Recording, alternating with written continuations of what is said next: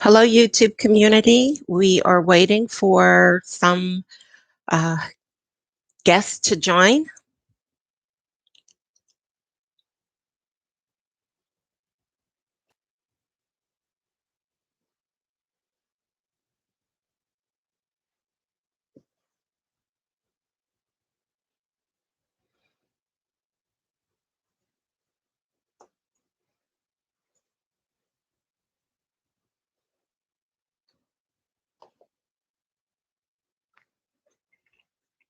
It looks like we have one person here.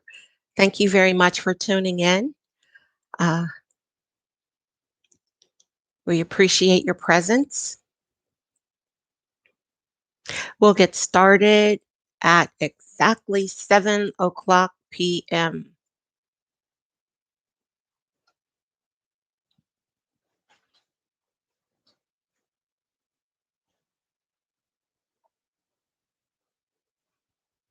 This is my very first live YouTube program, so I am very happy to be here. I promise that in the future I will uh, make this a little more interactive, a little more exciting. Uh, but for now, I'm focused on the content. I see we have one person here. Thank you for joining. I know as this broadcast will continue and we'll move forward, we'll have more people who will tune in. The good thing is this will be videotaped and I will have a chance to post this on the channel. And that will again increase the reach of the show.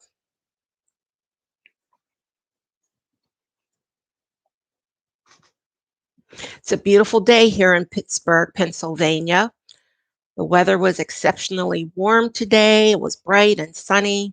It's a beautiful evening too.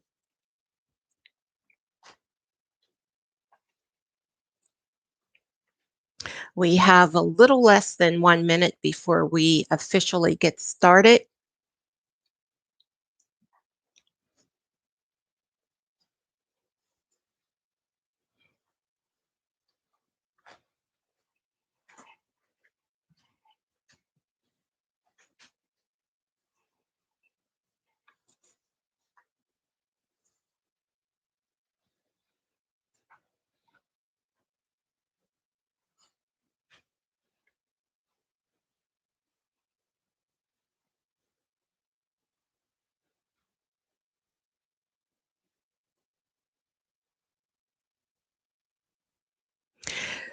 Good evening, YouTube community. My name is Dr. Deborah Vereen, and I am a family engagement influencer. I want to take this opportunity to thank you for tuning in, whether it's now, whether it's later. Thank you very much for tuning into my broadcast. This show is called Ignite Family Engagement Live. This is my very first episode. Let me give you a little bit of background as to why I am going live. I do have an e-learning course, and one of the requirements for participants is to join me one time for my monthly broadcast. So, with that in mind, for anyone who is going to sign up for the e-learning course, or if you signed up today, if you're tuned in because of that, this fulfills your requirement. But the content of this show is applicable to anyone who has a concern about family engagement. I cannot see who has tuned in, but again, I do want to thank you for taking time this evening to join me on Ignite Family Engagement Live. Please be sure to subscribe to this channel. Also, show that you appreciate this video once it's posted by giving it a thumbs up. Doing so will enable others to realize the importance of this content. As I said, this is my first live broadcast, my first live program, and hopefully in the upcoming months, it will become more interactive. I would love to have educators join me live. I would love to have parents join me live. So, in the future, look forward to a little more interactive content. Look forward to a more exciting background. Perhaps I'll have music, perhaps I will have graphics. But for now, I'm in the comfort of my home, my most favorite part of my home, my kitchen. So grab your cup of tea, grab your cup of coffee, and let's get started with the program. Let me give you some background information about me. Uh, if you visit my website at www.drdeborahmvereen.com, that's www.drdeborahmvereen.com, you will be able to access a lot of information about me. I will put that website in the description segment of this video once I post the video. I was a former family and consumer sciences teacher for a number of years, and that experience taught me the value of respecting the family, and it also helped me to recognize how important the role of the family is in education. I worked in urban, rural, and suburban school districts. And the thing that I realized as I progressed into administration was that the playing field was not equal in a lot of ways. Sometimes the issue had to do with student performance. Sometimes the issues had to do with the lack of accessibility of parents. The bottom line that I realize is that parental involvement, parental participation makes a difference.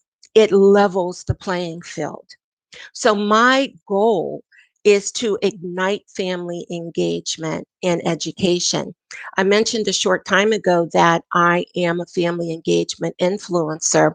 Well, I use varied platforms on social media to advance the message of family engagement, to help parents and educators realize the importance of family engagement in education. The thing that I learned through my experiences is that students who perform at higher levels, students who have less issues at school, is strongly correlated to the level of engagement of parents. So, in higher performing school districts, family engagement really isn't the problem that it is in some other school districts that may experience a little more struggle. So, again, my mission is to make a difference in this whole area. So when I retired back in 2017, I did take an early retirement. I had a chance to begin my journey to ignite family engagement. Again, that's my mission. So I am here today as part of the things that I do to empower parents, empower educators, and educate both entities so that family engagement increases. You will hear me talk a lot about family engagement, and I had a chance to develop a, a, a definition of family engagement. Family engagement refers to the mutual dedication, cooperation, and support that educators, parents, and other caregivers share as children are being educated.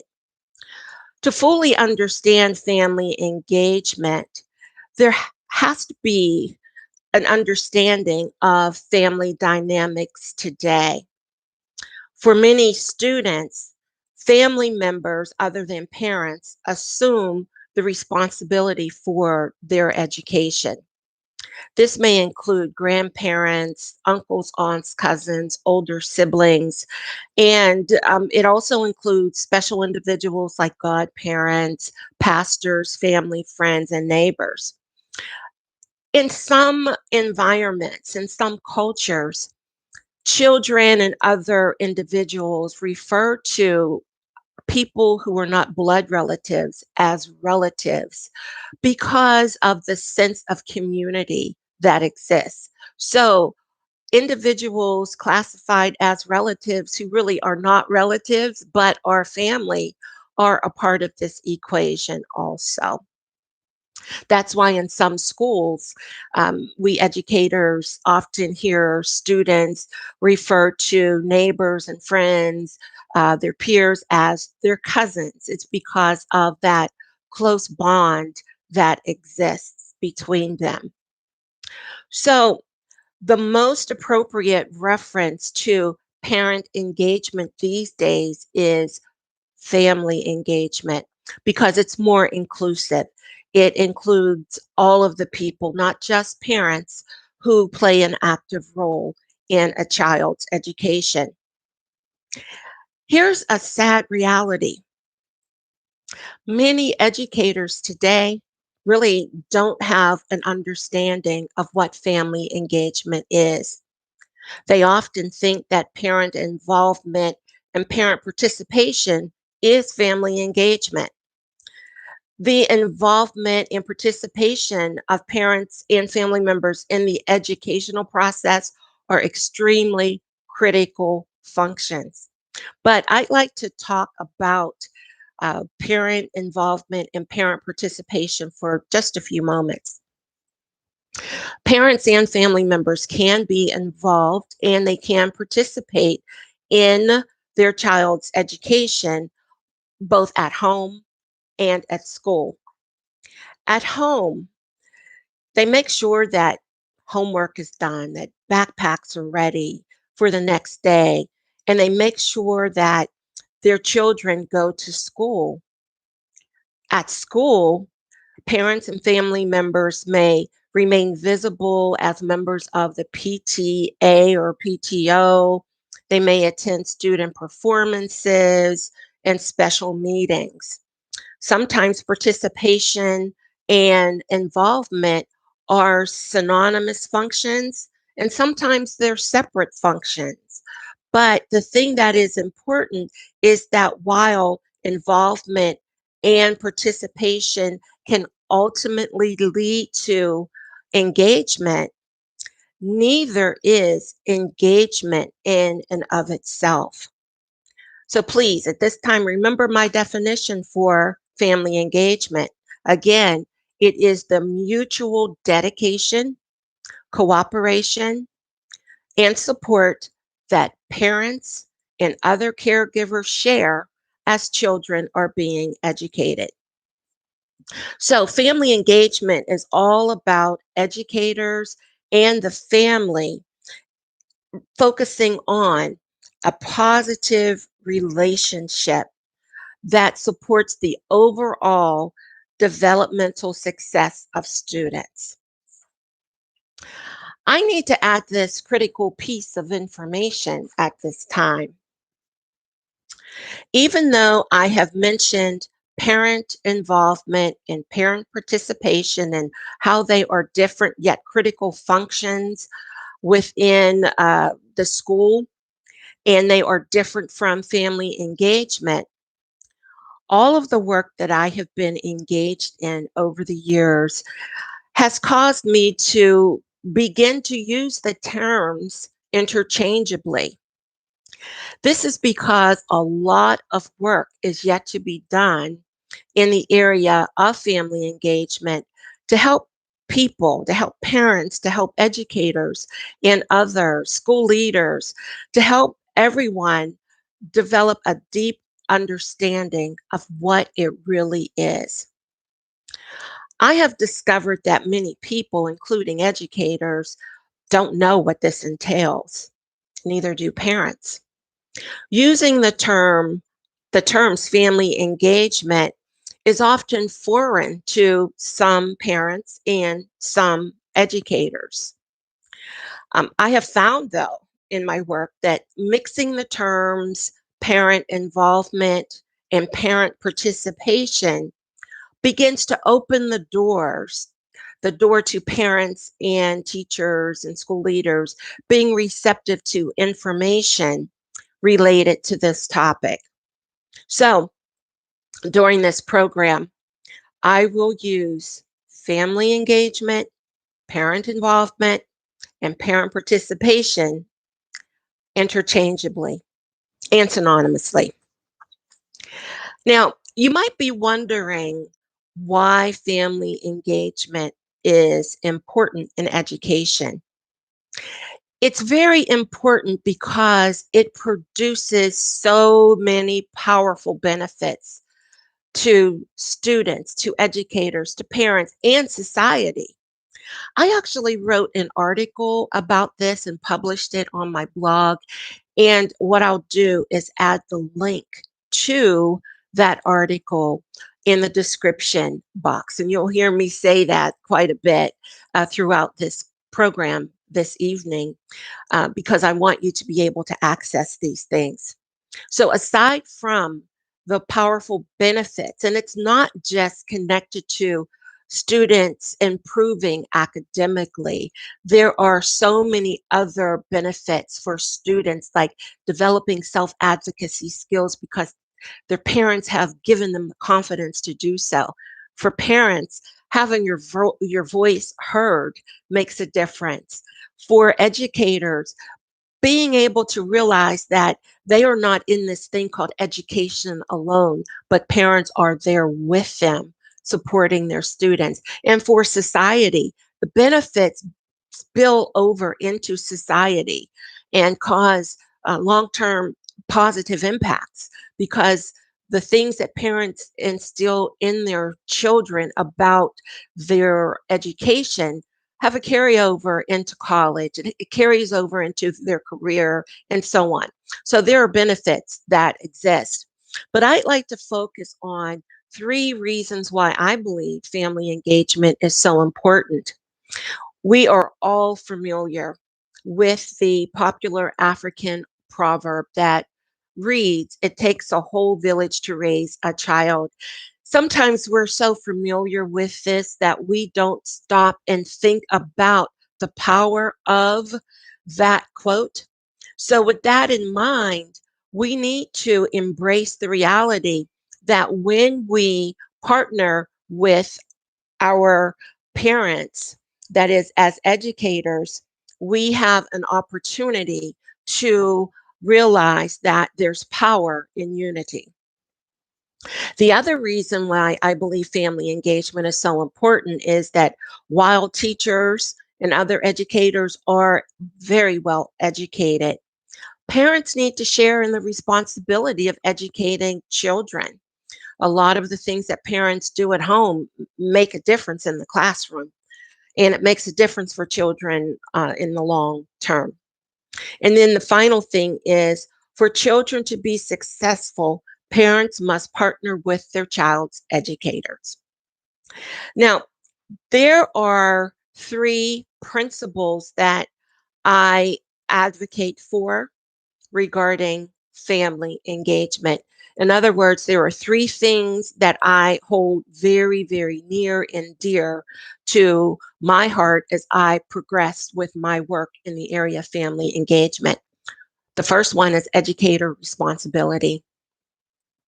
I advance the belief that teachers, school leaders like principals, superintendents, board of school directors must take the lead in building strong partnerships with parents. Educators can't expect parents to take the lead with that. If educators take the lead in building authentic partnerships with parents, parents will respond. And the engagement that so many environments that are hungry for increased levels of engagement, they will see the engagement increase. One of the reasons why the engagement will increase is because schools will provide training and should provide training for parents.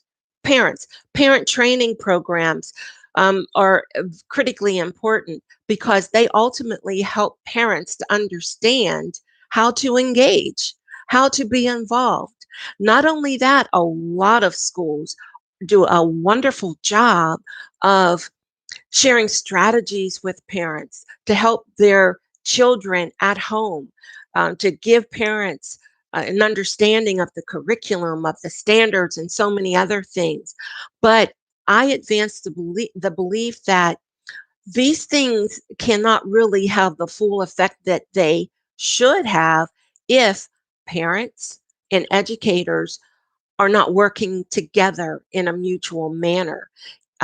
So if that partnership is not there, all of the work that educators do will almost be for naught because they will not get the sustained commitment from parents to be actively engaged. So again, educators and schools need to provide parent training programs, whether it's parent workshops that are offered periodically, whether it is parent universities, whether other strategies are used to educate parents about their role in their child's education. That's very important. The other piece of advocacy that I promote is parent empowerment. Parent empowerment is critical because it simply gives parents the confidence to work with educators. Parent empowerment is totally different from parents having too much power. I am, in just a little bit, going to answer some questions that were submitted. And one of the questions has to do with this issue of parents having too much power. And I'm going to give you my perspective on that. And I want you to just initially realize that parents having power and I should say parents having too much power and empowerment are two separate entities.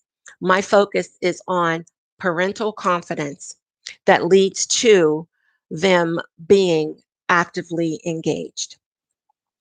The third point of advocacy that I'd like to make is that I link family engagement to social justice because parents have a right to have their voices heard. In some environments, that does not happen. In some environments, parents are ignored. In some environments, the issues, the concerns, especially the concerns of diverse parents, are often swept under the rug.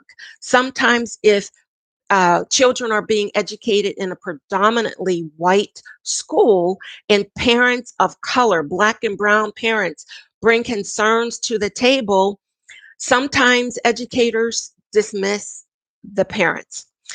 They may not mean to do so, but they do. So I raise awareness to the issue of social justice. I want you to realize that I wrote a very powerful article about this very thing, and I will link it in the description segment after I'm finished here. So now that you have heard me talk about foundational information in family engagement, I'm going to spend just a little bit of time talking to you about my efforts. So we'll take a little break here.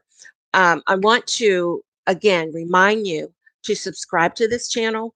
If you subscribe to this channel, more people will be impacted by family engagement. Children will be helped, young people will be helped, educators and parents will be helped, and again, society at large will be helped. Also, Share the videos that I post. Be sure to not only uh, listen to my perspective, but share the perspective. Share the perspective with educators, share the perspective with Board of School directors, share it with others so that people will begin to value family engagement because sadly it's not valued in a lot of environments. Some educators think that they're doing their part with family engagement. They're not even scratching the surface. So be sure, as the second piece of information I want to share before I start with the questions, be sure to visit my website. When you visit my website, you'll have access to my blog. I have written hundreds of articles. Most of them are connected to family engagement, but sometimes I've had to respond to some of the concerns that are in society that impact schools. And you can pick and choose what article you want to read, but be sure that you look for the family engagement themes. Also, you'll be able to access this YouTube channel. I was recently, I recently had an opportunity to be approved by the Pennsylvania Department of Education as a continuing education provider. I developed an e-learning course that it really focuses on the contents of my book, and I'll talk about my book in just a second. But the course is for not just Pennsylvania educators, but educators anywhere in the world to take. And 20 continuing education hours are given. And the course, just as all of my work, really helps educators to form positive relationships, not just with all parents, especially diverse parents, because this is a weak link in education. A lot of educators don't know how to interact with diverse parents. A lot of educators disrespect diverse parents. They do not have the answers that diverse parents need for support. So I do give answers. And as we continue on with our conversation here, I'll be hitting upon some of these things. Now, let me tell you about my course. My course is only $150. I priced it low so that educators in the most distressed districts and schools will have a chance to afford it. My course was recently assessed by a marketing firm. I was told that the course was worth well over $2,000. And the owner of the company really said some negative things to me. The woman told me that people will not be taking me seriously because the course is so cheap. And my response was, I am here. Yes, I have to pay for what I do. I have fees that I have to take care of, and I take care of those out of my own personal pocket with my own personal funds. But I really made that person realize that this is an act of service. So please be aware that you will have an opportunity to, if you are an educator, to enroll in my very affordable course. Now, let's move on to the questions that I received. In my marketing for this live session, I asked people to give me questions ahead of tonight. So I have four questions. The first, one of the questions I combined. So there were actually three that I will respond to because two of the questions have been combined. So let's get started with the very first question.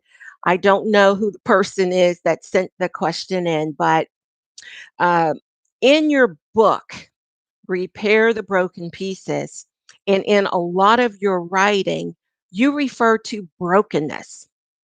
Why do you do that when educators give their best? It's a good question. This is the book that I wrote. It's called Repair the Broken Pieces, a system to awaken positive relations between the family and educational provider through engagement fusion. So, this book and a lot of the articles that I wrote and have yet to write do talk about brokenness. And for the person who submitted this question, thank you very much for being aware of my content, both in my book and also my articles. Now, the brokenness that I refer to is related to the inequities that exist and inequalities that exist related to parents partnering with their child's educators. This is not a problem in all schools, I have to tell you, and in all school districts, it is not a problem because in many school districts, parents know they have a part to play in their child's education. Parents know that they have a place at the engagement table. So there, unfortunately, are schools and districts where th- this is a problem, and it's especially prevalent in schools that serve a high percentage of diverse students and families. Sadly, many of the parents of English learners, uh, parents and families of economically challenged and under-resourced families, Black and brown families, uh, parents whose children experience learning difficulties and are enrolled in special education programs, and so many others who are classified as multicultural are disconnected from their child's educators and school officials. It is because of cultural barriers that exist and because some educators lack cultural competence. Broken and non existence relations result. My work provides educators with strategies for repairing that brokenness that exists by accentuating what I have named engagement fusion. That involves educators moving away from their singular monocultural perspective, where they tolerate and put up with parents, to a way of thinking and behaviors that accentuate acceptance and respect. When educators accept their parents for who they are and respect them, when they value them, when they hold them in high esteem, the door that leads to compassion and empathy and understanding are open. So ultimately, an authentic partnership exists between educators and parents when that level of understanding, acceptance, respect exists. So this is what the brokenness is. And this is why I am a family engagement influencer. I am working to repair what is broken. Here is the next question. And this is the question where I have combined two questions into this one response. So let me read what these educators have submitted. As a teacher, what do you do when parents do not care? We try to have family engagement activities at our school, but parents refuse to show up. It's their fault that parent engagement is low. Okay, there is a freedom that I have that I didn't have when I was connected to school districts. And there's a freedom that I have when I have that I didn't have when I was connected to the universities that I taught in. I appreciate being a family engagement influencer and being the CEO of my company called Families with Us LLC. The reason is I am free to speak my truth because I don't have to worry about being censored by an employer or having to worry about being politically correct. I simply speak my truth. So I am going to respond to these questions accordingly. First, many times parents do the best that they can and give the best that they have. Embracing these realities will lead you closer to having empathy and compassion for the parents you are supposed to serve. If you are genuinely concerned about your relationship with parents, this has to be remembered. The next part of my response is this: family engagement is not a program.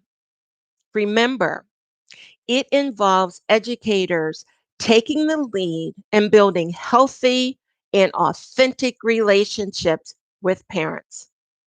I promote the belief that once families are partners with those who educate children and young people, it becomes easier for the school to share information, to share strategies, programs, and so much more with parents because they are more likely to respond. This response produces things like working with their children at home, also collaborating with educators, and being a responsive member of their child's school team. Here's another part of my response. If you, as an educator, point your finger at a parent, blaming them for their invisibility, this is what my mother taught me. There are three more fingers pointing back at you, which means that you bear the brunt of that concern, not the parents. So, with that in mind, I have rhetorical questions for the two educators that submitted these questions. What have you done to understand the parents that you say don't care? My next question to you is this: do you understand family dynamics today? Some parents work multiple jobs and they exist in a survival mode because of economic and childcare factors. Some parents need help. So, my other question to you educators who ask these questions is, what help do you provide to parents? Have you even tried to connect them to resources to help them? If you are in public education, you should be aware of the multi-tiered system of support. You should know that in order for children to be successful and in order for families to be successful, that we as educators need to direct parents and families into directions where support can be provided for them.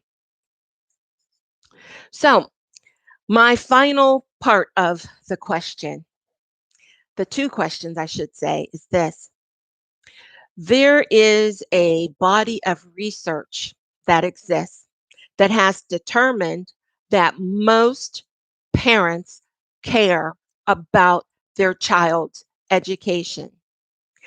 Just because a parent doesn't fit into your monocultural perspective into your way of doing things, the way your parents did things, the way their parents did things, and the way you do things, doesn't mean they don't care.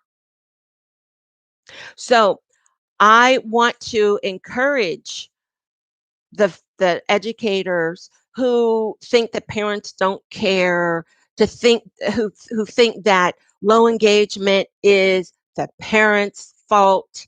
I want to encourage you to sign up for my course because it will open your understanding to the realities of family dynamics today. Parents do care, but they need a little help. So despite the comment and what was really an in your face response to these educators, despite this, I do want to acknowledge something. I understand that there are some parents who are difficult to work with. I experienced it as a teacher, and I certainly experienced it when I was a building level and district level administrator. I provide guidance in my book, Repair the Broken Pieces, and in my e learning course to help educators overcome the challenges associated with having parents who will do things like cuss you out, who will do things like deny that their children have ever done anything wrong in the environment, and the list goes on. If you are an educator, you have worked with some difficult parents. Okay, let's move on to my third question that someone sent in. Oh, and this is the one that I was looking forward to answering when I was talking about empowerment. Because again, there's a difference between parents having power and empowerment. Empowerment is all about uh, them having the confidence to work with their child's educators and other teachers and so on. Here's the question. I work in a school and do not like parents who are always in the school because they end up taking over. Give your opinion about this because I am fed up. This is a great question. And to this educator, I have to say, there is a lot of truth to your concern. If robust family engagement is to take place, policies have to be in place. So let me start by talking about this.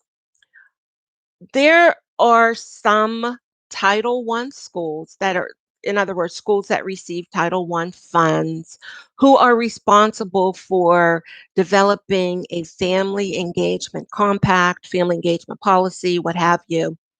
And the sad thing is, some, not all, some schools are quick to throw together a recycled document that is used year after year to provide their version of truth so that they can try to engage with parents.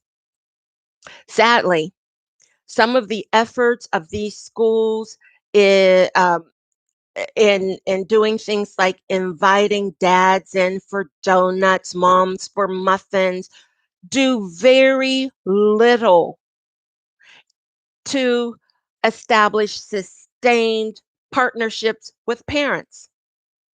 The effect of these superficial events to simply document in writing that parents have attended the meetings do just that.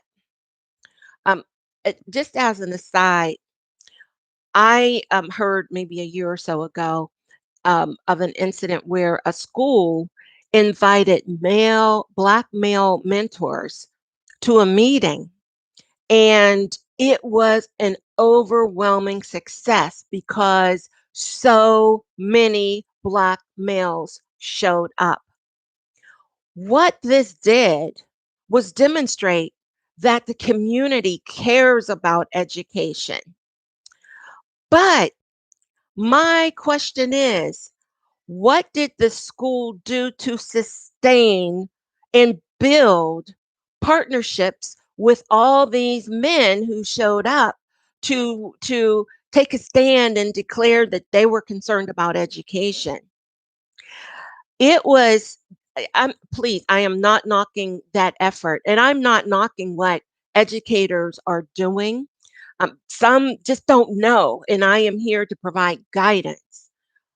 So the thing that I believe was that that meeting ended up being a very flamboyant display of community participation in the meeting. It was not a display of engagement. That's something to think about. I'd like to talk now about another horrible reality about family engagement within some Title I schools. Remember, I said some Title I schools. Some district leaders have the audacity to instruct principals to schedule one meeting for the school year to briefly discuss Title I so that they can fulfill their obligation for family engagement. This happens in some schools, and it is terrible. A family engagement policy must accentuate a top down approach to establishing guidelines for school leaders and parents to follow. This is extremely important so that unwarranted and undeserved power is not handed to parents who are active and visible at school. I mention this because in some schools, educators are thirsty, they are hungry for parents to be involved. Sadly, parents who remain highly visible may ultimately thirst for power. Power hungry parents in a school or in a school district can ultimately destroy it. Again, there's a difference between being empowered and having power. When parents hold power, they come in like a bulldozer, getting what they want, declaring what they want, intimidating, and so on. So, a parent who holds power because they are egotistical and have narcissistic tendencies, and because they have a sense of entitlement, because they are visible, because they set up the PTO table, because they do this, because they do that in the school, they help with bulletin boards, and so on and so on and so on. Some power hungry parents, not all, some power hungry parents have that sense of entitlement to simply take over. And they think that they can make school based decisions that they have absolutely no business making. These parents are poison. I should say, like a poison. So it's really critical for educators, especially educators who are responsible for ensuring that policies are created from the top down. They need to take heed. Many times, these parents are so powerful that school leaders, that is, principals, can't even stop them. That's how much power they have. Their arrogance permeates the school, and their nosy disposition interferes with classroom and school operations. As I mentioned earlier, the head of school or superintendent must establish strong protocols to prevent power hungry parents from taking over. These district leaders must establish parameters for parents to follow by establishing robust parent engagement policies.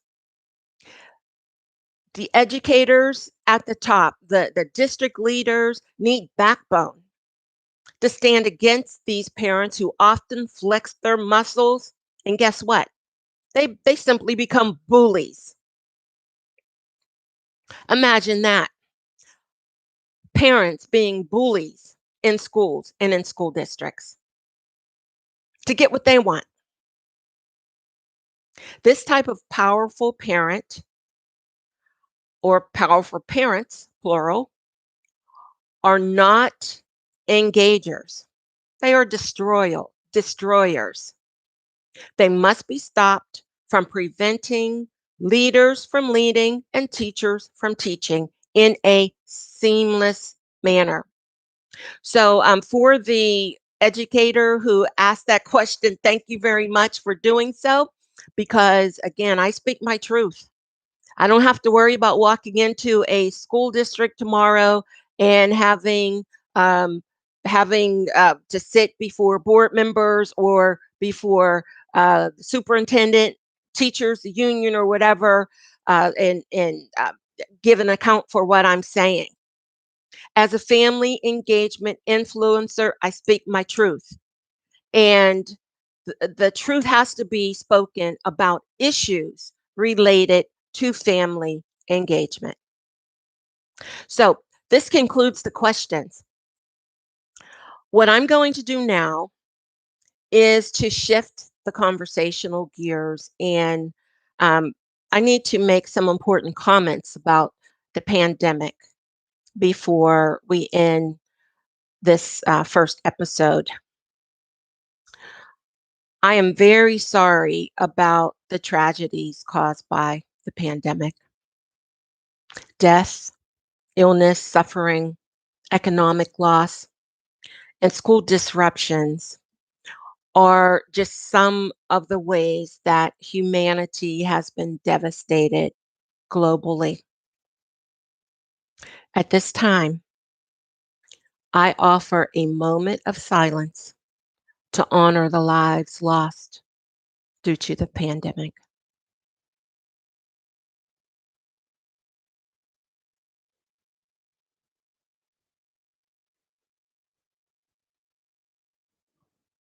Thank you. Even though our society is taking steps that lead to a sense of normalcy, I will be spending time talking about the impact the pandemic has had on education and family engagement. Educational disruptions caused by abrupt school closures and consistencies with connectivity during virtual learning. And I have to say that in a lot of diverse communities, this was a serious issue.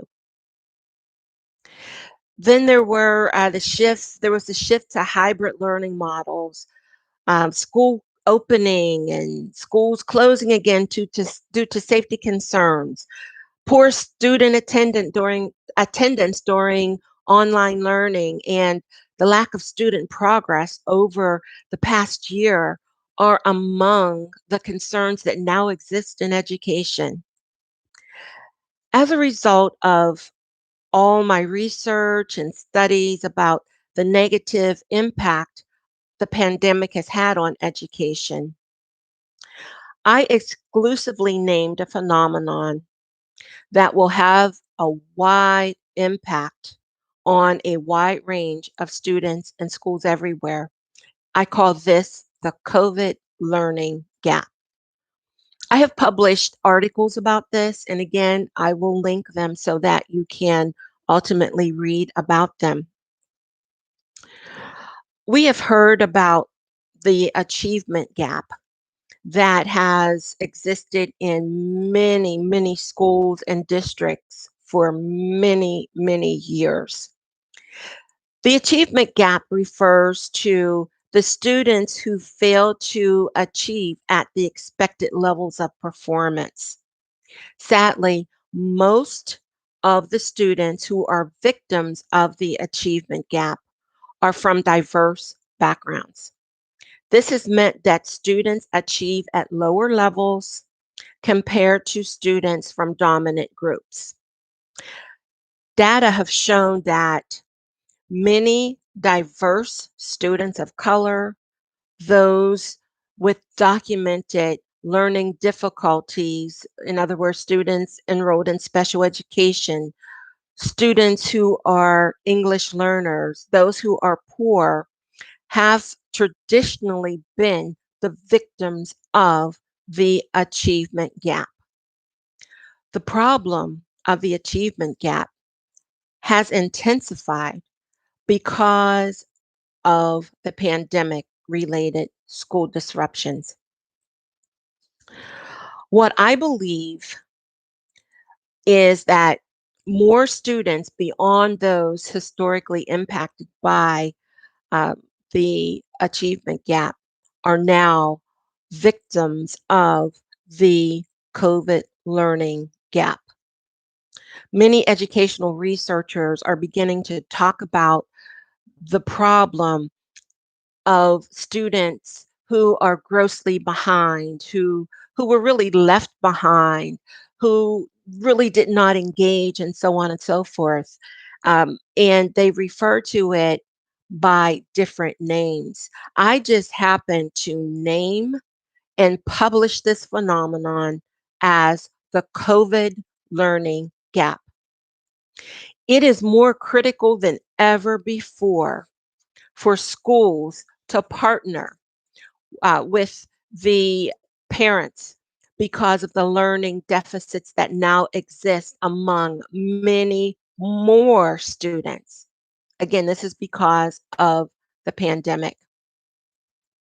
Here is something else that must be considered. More parents than ever before played a role in their child's daily education as they supervise virtual learning programs at home, and they provided their children with a very significant amount of daily help. Even though parents have had mixed feelings about whether schools should have remained open or closed for in person learning, the reality is that a lot of parents have felt over this past year abandoned throughout the pandemic. They have felt like schools have let them down. And I'm not saying educators that you have not done your part. I know for sure that you have worked extremely hard. I commend you. I celebrate you for taking on this great responsibility, the responsibility of learning how to deliver virtual instruction, hybrid learning, and so on and so forth. But I'm just telling you that the reality is that there are parents, regardless of what you did. I mean, I can't help what parents are feeling. They have felt abandoned.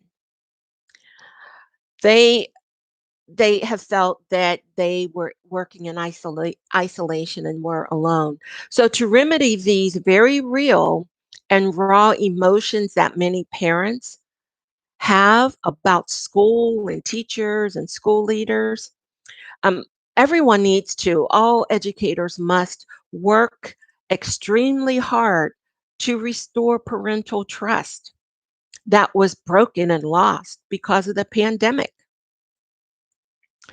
I mentioned I mentioned the COVID learning gap and lost parental trust in schools as two dominating reasons why school leaders must establish family engagement as a systemic and school-wide priority.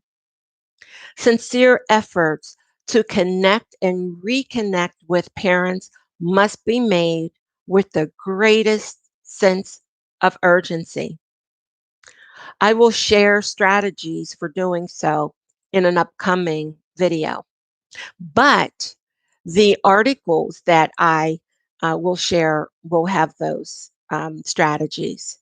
So even though my pandemic related information is brief, I hope that it offers educators and parents alike a sense of hope. Also, as you watch the video that I will post on this topic, be aware that I will have links for you as well. I've covered a lot of information. I've given you my backstory. I've given you my passion for family engagement, my mission. I answered questions, talked about the services that I provided, and so much more. So, this concludes this show. This concludes the first episode of my Ignite Family Engagement Live show. And I enjoyed sharing my thoughts and perspective and expertise with you all. And I hope that you enjoyed the program as well.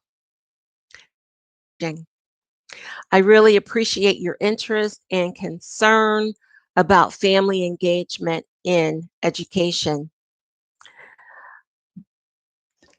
This really helps, that is, what you're doing in terms of watching really helps spread the word about the importance of family engagement in education.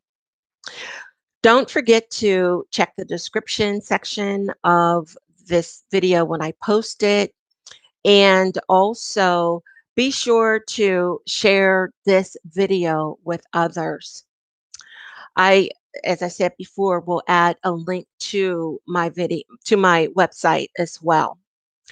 I want to encourage you to join me for more live videos and programs. Again, I hope to have parents and also educators here with me so that we can share information together. Um, I promise that I will work to make this broadcast more interactive for you. Um, Again, I thank you very much for tuning in. Thank you for sharing. Thank you for liking. And above all, thank you for being concerned about family engagement in education. So, as I always end my videos, goodbye for now.